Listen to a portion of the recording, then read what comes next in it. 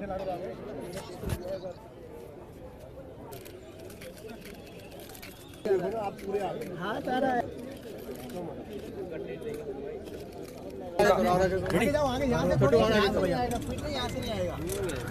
तरीके से सर पहलगाम में अटैक हुआ, कई जो वहाँ पर सैलानी गए थे उनकी मौत हो गई है, किस तरीके से संवेदना क्या कर रहे भाई? देखिए, कश्मीर के इतिहास में हमने कभी नहीं सुना कि जो टूरिस्ट होते हैं उनके ऊपर उग्रवादी हमला हो। हमने हमेशा जब भी वहाँ पे जानकारी ली, लोगों ने ये कहा क्योंकि कश्मीरी लोकल लोगों का पूरा रोजगार कश्मीर में आने वाले टूरिस्ट के ऊपर आधारित होता है। वहाँ एक ही इंडस्ट्री है जिस पे उन सब के रोजगार हैं, वो है टूरिज्म इंडस्ट्री। लिहाजा वहाँ पे कभी भी टेररिस्ट ने टूरिस्ट के ऊपर अटैक नहीं किया। ये पहली बार है कि टूरिस्ट के ऊपर अटैक हुए और इतनी बड़ी तादाद के अंदर हिंदुस्तान भर के अलग अलग राज्यों से आए हुए लोगों की वहाँ पे निर्मम हत्या की गई। वो लोग सब बेकसूर थे और उन सबको संवेदना देने के लिए और उनको बताने के लिए कि उनके परिवार वालों के साथ पूरा का पूरा देश आज खड़ा हुआ है। हर जाति, हर धर्म का आदमी जो हिंदुस्तानी है वो उन लोगों के साथ खड़ा है और हम चाहेंगे कि सरकार इसके ऊपर सख्त कार्रवाई करे। कश्मीर के अंदर जो लॉ एंड ऑर्डर है वो केंद्र के पास है क्योंकि वहाँ पे यूनियन टेरिटरी है। भारत की इंटरनल सिक्योरिटी भी केंद्र सरकार के पास है और मैं देख रहा हूँ 2014 से आज 2025 हो गया, कोई एक साल ऐसा नहीं गया 14 हो, 15 हो, 19 हो, 20 हो, 21 हो, 22 हो, 23 हो, 24 हो, 25 हो, जिसमें कोई बड़ा उग्रवादी हमला ना हुआ हो।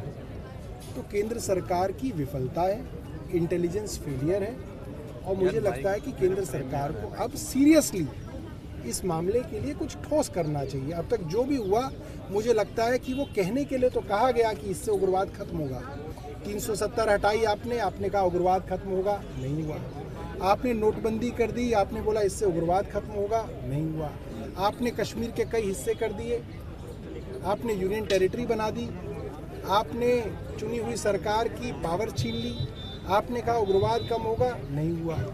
आपने कहा कश्मीरी पंडित वापस जाएंगे, वहाँ पे लोग ज़मीनें खरीदेंगे, फैक्ट्रियाँ लगाएंगे, लोगों ने मिठाइयाँ बांट दी, कोई वहाँ पे वापस नहीं गया। जहाँ तक कि जो कश्मीरी पंडित दिल्ली में बसे हुए हैं कश्मीर से आए हुए, वे भी वापस नहीं जा सके क्योंकि वहाँ पे हालात जो हैं नॉर्मल नहीं है। तो केंद्र सरकार अब जो है सीरियस कुछ चीज़ें करे, सिर्फ पॉलिटिकल बयानबाजी के लिए ना करे। ऊपर करो यूं, हाँ ठीक है जी, एक वॉकथ्रू अलग से करो। हाँ सर, एक वॉकथ्रू कर लेते हैं। मुसलमान हवाई सीना कहाँ गया? सारे मुसलमान जिम्मेदार हैं।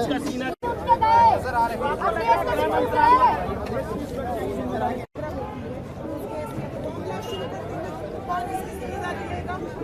आप बताइए कौन सी और ये जो कांड हुआ है इसकी जिम्मेदारी कौन है? क्या उन्होंने प्रार्थना कर रहे हैं शांति मिले जिन लोगों की इस हादसे में इकट्ठा हुआ है कश्मीर के अंदर।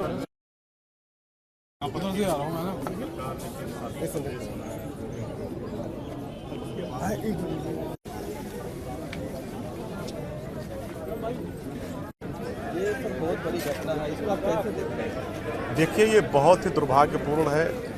इतनी बड़ी घटना हुई है, इसको देश बिल्कुल गुस्से में है, बिल्कुल बर्दाश्त करने वाला नहीं है। आज आम आदमी पार्टी की तरफ से जंतर मंतर पर कैंडल मार्च रखा गया था श्रद्धांजलि के तौर पर। जो लोग इस घटना में शहीद हुए हैं, जो लोग मारे गए हैं, जो लोग घायल हैं, उन सब के परिवार वालों को सांत्वना हम सबकी है। हम लोग बहुत दुखी हैं और ये मांग करते हैं कि जो लोग भी दोषी हों उनके खिलाफ कठोर से कठोर कार्रवाई हो। 2014 के बाद जब से केंद्र में भारतीय जनता पार्टी की सरकार बनी है, तब से लगातार हर साल इस तरीके की घटनाएं कश्मीर के अंदर हो रही हैं। नोटबंदी लेकर आया गया केंद्र सरकार द्वारा और कहा गया कि अब आतंकवाद की कमर तोड़ दी जाएगी, आतंकवाद पर लगाम लगेगा। बाद में 370 हटाया गया कहते हुए कि आतंकवाद को ख़त्म किया जाएगा। केंद्र शासित प्रदेश बनाया गया, कई टुकड़े किए जम्मू कश्मीर के। उसके बाद भी इतनी बड़ी घटना और केंद्र सरकार को पता नहीं है। ये पूरी तरीके से सुरक्षा में चूक है और हम ये मांग करते हैं कि अब देश को पूर्णकालिक यानी पूर्ण रूप से जो 24 घंटे काम कर सके देश के लिए, वैसा गृह मंत्री चाहिए। हमारे गृह मंत्री अधिकतर समय राजनीतिक रैलियों में व्यस्त रहते हैं, उसका भी शायद नतीजा हो सकता है, क्योंकि अब देश को ऐसा गृह मंत्री चाहिए जो पूरी तरीके से देश के जो इंटरनल सिक्योरिटी उस पर नज़र रख सके और इस तरीके से जो भी घटनाएं घट रही हैं वो दोबारा घटित ना हो।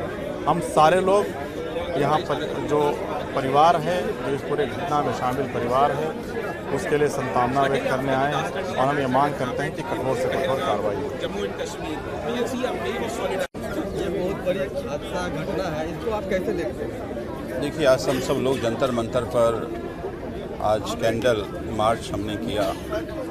मुझे लगता है कि इस तरह के कायराना हमले से आज पूरे देश गुस्से में है, दिल को झकझोरने वाली ये घटना है। मुझे ये लगता है कि ये घटना का मुंहतोड़ जवाब देने का वक्त आ गया है और आज हम ना केवल उन सभी जिनकी शहादत हुई उनके लिए श्रद्धांजलि दे रहे हैं, बल्कि ये रिक्वेस्ट कर रहे हैं हम सब लोग केंद्र सरकार से कि अब समय आ गया है, पूरा देश साथ में है, सभी पार्टियां साथ में हैं, मुंहतोड़ जवाब चाहिए ताकि इस तरह के कायराना हरकत करने वालों का रूह कांप जाए।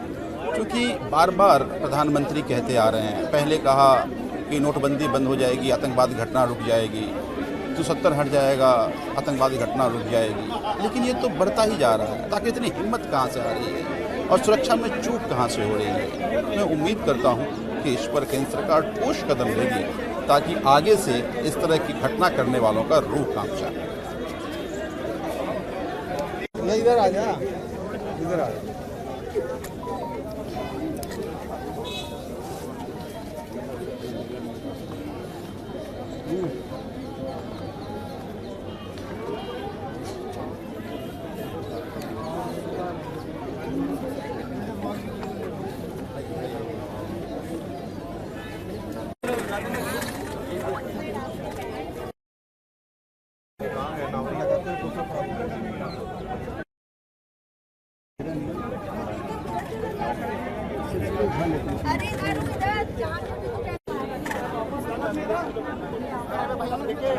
समय ये है